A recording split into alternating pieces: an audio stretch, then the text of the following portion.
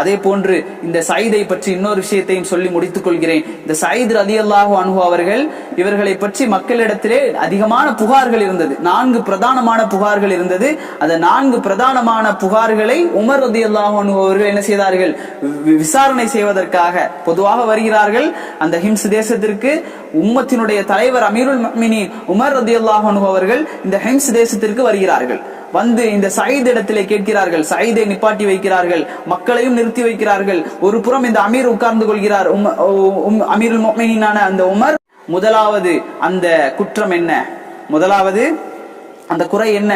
அந்த குறையை சொல்லுங்கள் என்று சொன்னார்கள்.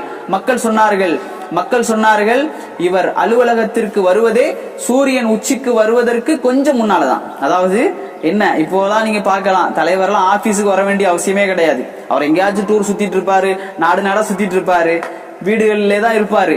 ஆனா மக்கள் கம்ப்ளைண்ட் வைக்கிறாங்க. 4 கம்ப்ளைண்ட். என்ன கம்ப்ளைண்ட்னு பாருங்களேன். இன்றைக்கெல்லாம் அந்த கம்ப்ளைண்ட் நீங்க கேட்டா சிரிச்சிருவீங்க, இதெல்லாம் ஒரு கம்ப்ளைண்டா அப்படின்னு. அப்ப இந்த 4 கம்ப்ளைண்ட் என்ன செய்யறாங்க? மக்கள் வைக்கிறார்கள். முதலாவது கம்ப்ளைண்ட், இவர் அலுவலகத்துக்கு லேட்டா வராரு, காலையில நேரமே வராம சூரியன் உச்சிக்கு வருவதற்கு கொஞ்ச நேரத்துக்கு முன்னாலதான் வர்றாரு. அமீருல் முஃமினீன் உமர் ரலியல்லாஹு அன்ஹு கேட்டார்கள், என்ன சயீத், பதில் சொல்லுங்கள். சயீத் சொன்னார். சயீத் கொஞ்ச நேரம் மௌனமாக இருந்தார்கள். மௌனமாக இருந்து கொண்டு சொன்னார்கள், வல்லாஹி, அல்லாஹ்வின் மீது ஆணையாக நான் இதனை வெளியில் சொல்ல வெட்கப்படுகிறேன். நான் இதை வெளியில் சொல்ல விரும்பவில்லை. ஆயினும் நீங்கள் உமர், நீங்கள் கேட்டுவிட்டீர்கள். அமீருல் முஃமினீன், நீங்கள் கேட்டுவிட்டீர்கள். எனக்கு சொல்ல வேண்டிய கட்டாயத்தில் நான் இருக்கிறேன். அதனால் மட்டும் நான் இதை சொல்கிறேன். என்ன தெரியுமா, எனது வீட்டில் எனது மனைவிக்கு ஒத்தாசையாக வேலை செய்வதற்கு வேலையாட்கள் கிடையாது உமரே, வேலையாட்கள் கிடையாது உமரே. அதனால் நான் தான் என்ன செய்வேன், ரொட்டிக்கு மாவு நான் தான் பிசைந்து கொடுப்பேன். அந்த மாவு பிசைந்து உப்பி வரக்கூடிய வரை நான் தான் காத்திருப்பேன். அதிலே காத்திருந்து அந்த உணவை சமைத்து அவளுக்கு நான் தான் கொடுத்து விட்டு வருவேன். அதனால் எனக்கு தாமதமாகி விடுகிறது என்பதாக உமரிடத்திலே சொல்லப்படுகிறது. உமர் கேட்டார், இரண்டாவது குற்றம் என்ன? மக்களை சொல்லுங்கள். மக்கள் சொன்னார்கள், இவர் இரவிலே எங்களை சந்திக்க வருவது கிடையாது. உமர் கேட்டார், சயீதே என்ன சொல்லுங்கள். சயீத் சொன்னார், இதையும் நான் சொல்ல வெட்கப்படுகிறேன். நானும் இதை வெளியில் சொல்ல விரும்பவில்லை உமரே, ஆனாலும் நீங்கள் கேட்கிறீர்கள் என்பதற்காக நான் சொல்கிறேன். என்ன தெரியுமா, காலை முழுக்க என்னுடைய குடும்பத்திற்காகவும் இந்த மக்களுக்காகவும் நான் வேலை செய்து இறைவனோடு என்னால் தனித்திருக்க முடியவில்லை.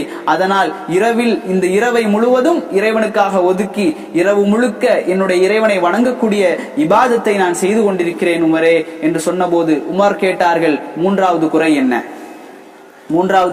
என்ன என்று கேட்டார்கள்.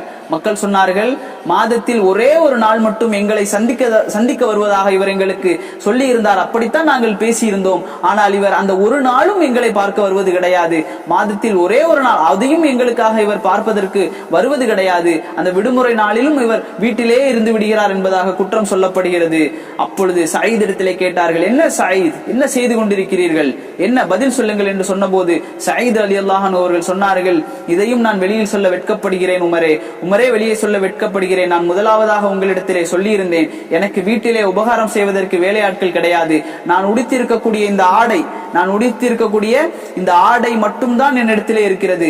ஒரே ஒரு ஆடை மட்டும்தான் என்னிடத்திலே இருக்கிறது உமரே. அதை வைத்துத்தான் நான் இந்த காலம் முழுக்க நான் வாழ்ந்து கொண்டிருக்கிறேன். இந்த ஒரே ஒரு ஆடையை நான் வாரத்தில் இல்ல, நாட்களில் அல்ல, ஒரு மாதத்திற்கு ஒரே ஒரு முறைதான் இந்த ஆடையை நான் கழுவுவேன். அந்த நாட்களில் தான் நான் கழுவி அதை காய வைத்து விட்டு வெளியே எப்படி நான் வருவேன் உமரே, நான் வெளியே வர வேண்டும் என்று சொன்னால் நான் அணிந்து கொண்டு வருவதற்கு எனக்கு இரண்டாவது ஆடை கிடையாது. அந்த ஒரே ஒரு ஆடையை மட்டும் தான் கழுவி காய வைத்து ஒரு மாதம் நான் பயன்படுத்துகிறேன். அதனால் எனக்கு மக்களை சந்திப்பதற்கு என்னால் முடியவில்லை என்று அந்த சயீத் இப்னு ஆமிர் ரலியல்லாஹு அன்ஹு அவர்கள் சொன்னபோது உமர் ரலியல்லாஹு அன்ஹு அவர்களுக்கு அழுகை வந்து கொண்டே இருக்கிறது.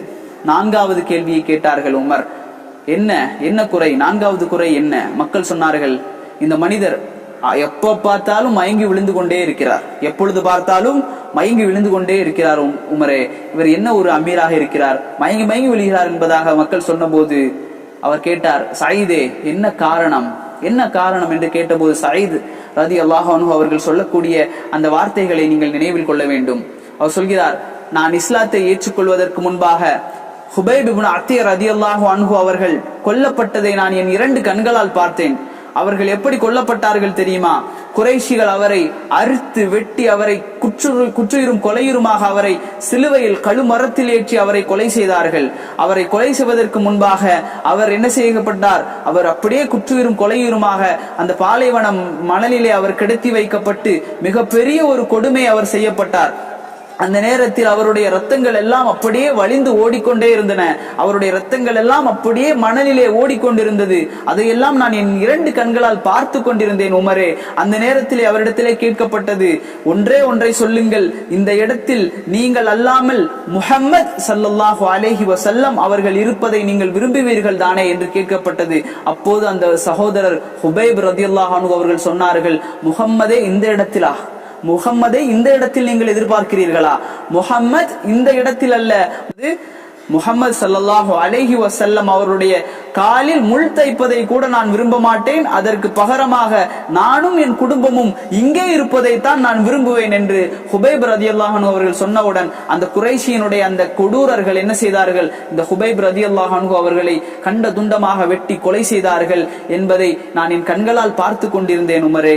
அப்போது அந்த ஹுபைப் ஒரு வார்த்தையை சொன்னார். அந்த வார்த்தையை நாம் பின்னால் பார்க்கலாம் இன்ஷா அல்லாஹ். அந்த வார்த்தையை கேட்டதற்கு பிறகு அந்த வார்த்தையின் காரணமாக அந்த சாட்சி சொல்லக்கூடிய அந்த கூட்டத்தில் நானும் ஒருவனாக இருந்தேன். அதன் காரணமாக அல்லாஹ் என்னை தண்டித்து விடுவானோ என்ற அந்த அச்சத்தை நினைத்து பார்க்கும் போதெல்லாம், அதை நினைக்கும் போதெல்லாம் அல்லாஹ்வுடைய தண்டனை நினைத்து என்னுடைய உள்ளங்கள் எல்லாம் நடுங்கி விடுகிறது.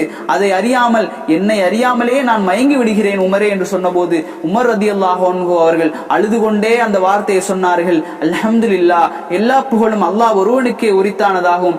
நான் இந்த சயீதின் மீது கொண்டிருந்த நம்பிக்கைக்கு களங்கம் எதுவும் ஏற்படவில்லை. நான் ஒரு சிறந்த மனிதரை தான் நான் தேர்ந்தெடுத்தேன் என்பதாக உமர் ரலியல்லாஹு அன்ஹு அவர்கள் சொன்னார்கள் என்ற செய்தியை நாம் பார்க்கலாம். அதற்கு பிறகு இந்த சயீத் இப்னு ஆமிர் இப்னு ஹத்தீம் இப்னு சல்மான் இப்னு ரபிஆ அல் குரைஷி அவர்கள் ஹிஜ்ரி 20 மரணிக்கிறார்கள். அப்ப இந்த சயீத் இப்னு ஆமிர் ரலியல்லாஹு அன்ஹு அவர்கள் இஸ்லாத்திற்கு வந்தது எப்பொழுது என்பதை நாம் பார்க்க வேண்டும். இஸ்லாத்திற்கு வந்தது ஹுபைப் ரலியல்லாஹு அன்ஹு அவர்கள் எப்பொழுது மரணித்தார்களோ அந்த ஹுபைபினுடைய மரணத்திற்கு பிறகுதான் இந்த சயீத் இப்னு ஆமிர் ரலியல்லாஹு அன்ஹு அவர்கள் இஸ்லாத்திற்கு வருகிறார்கள். அப்ப இந்த ஹுபைபினுடைய வரலாறுகளையும் நாம் அறிந்து கொள்ள வேண்டும். இதன் தொடராகவே அதையும் நாம் பார்க்க வேண்டும். அப்போ இந்த சயீத் இப்னு ஆமிர் ரலியல்லாஹு அன்ஹு அவர்கள் ஹிஜ்ரி 20 மரணிக்கிறார்கள். இந்த ஹுபைப் ரலியல்லாஹு அன்ஹு அவர்கள் யார்? இந்த ஹுபைப் இப்னு அத்தீ ரலியல்லாஹு அன்ஹு அவர்களை பற்றி நாம் பல ஹதீஸ் கிரந்தங்களிலே பார்க்கலாம். குறிப்பாக சீரு அலாமின் நுபலா என்று சொல்லக்கூடிய அந்த ஹதீஸ் கிரந்தமாக இருந்தாலும் சரி, அதே போன்று இப்னு கசீர் ரஹ்மஹுல்லாஹ் அவர்களுடைய பிதாயா வல் நிஹாயா என்று சொல்லக்கூடிய அந்த ஹதீஸ் புத்தகத்தை எல்லாம் நீங்கள் எடுத்து பார்த்தீர்கள் என்று சொன்னால் மிக அழகான முறையில் நமக்கு கண்ணுக்கு முன்னால் கொண்டு வரக்கூடிய வரலாறுகளாக அவர்களுடைய வரலாறுகள் இருக்கும். அப்படி ஒரு சஹாபி தான் இந்த சஹாபி, இந்த ஹுபைப் இப்னு அத்தீ ரலியல்லாஹு அன்ஹு அவர்கள். இப்போ இந்த ஹுபைப் இப்னு அத்தீ ரலியல்லாஹு அன்ஹு அவர்கள் அவருடைய வாழ்க்கையை நாம் படிக்கக்கூடிய சமயத்தில் கண்கள் மட்டுமல்ல, நம்மளுடைய கல்பும் கலங்கக்கூடிய அளவிற்கு இந்த ஹுபைபை பற்றி நாம் தெரிந்து கொண்டால் இவருடைய கண்கள் மட்டுமல்ல உள்ளமும் கலங்கக்கூடிய அளவிற்கு இவருடைய வரலாறு இருக்கும் என்பதை நாம் தெரிந்து கொள்ள வேண்டும். இப்ப இந்த ஹுபைப் இப்னு அத்தீ ரலியல்லாஹு அன்ஹு அவர்கள், இவர்களை பற்றி வரலாற்று ஆசிரியர்கள் எழுதக்கூடிய சமயத்தில் இவர் புதைக்கப்படவில்லை, இவர் விதைக்கப்பட்டார் என்பதாக எழுதுவார்கள். விதைக்கப்பட்ட ஹுபைப் இப்னு அத்தீ ரலியல்லாஹு அன்ஹு அவர்கள் என்பதாக எழுதுவார்கள். இந்த ஹுபைப் இப்னு அத்தீ ரலியல்லாஹு அன்ஹு அவர்கள் அன்சாரி தோழராக இருந்தார், அன்சாரியாக இருந்தார். இவர் முஹாஜிராக மக்காவை சார்ந்தவராக இருக்கவில்லை, இவர் மதீனாவை சார்ந்தவராக இருந்தார். இவர் நபி ஸல்லல்லாஹு அலைஹி வஸல்லம் அவர்கள் மீதும் அல்லாஹ்வின் மீதும் மிகுந்த ஒரு நேசத்திற்குரியவராக, அவரை மிகவும் நேசிக்கக்கூடியவராக, அளவு கடந்து நேசிக்கக்கூடியவராக, அதாவது அளவு கடந்து என்று சொன்னால் மார்க்கத்திற்கு எல்லை மீறி நேசிக்கக்கூடிய அந்த நேசம் அல்லாமல், அல்லாஹ்வுடைய தூதர் என்ன சொன்னார்கள்?